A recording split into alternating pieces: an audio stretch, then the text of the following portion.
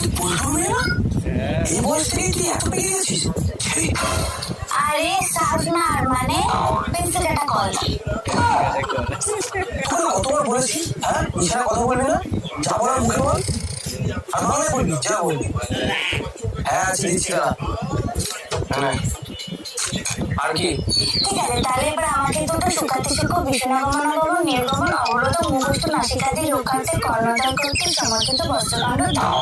থাম থাম থাম, এসব নাকি?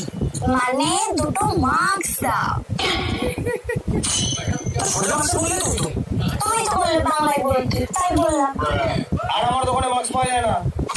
তুই আসবি না, তোর মা আমাকে পাঠাবি, তোর কত বড় বলছিস?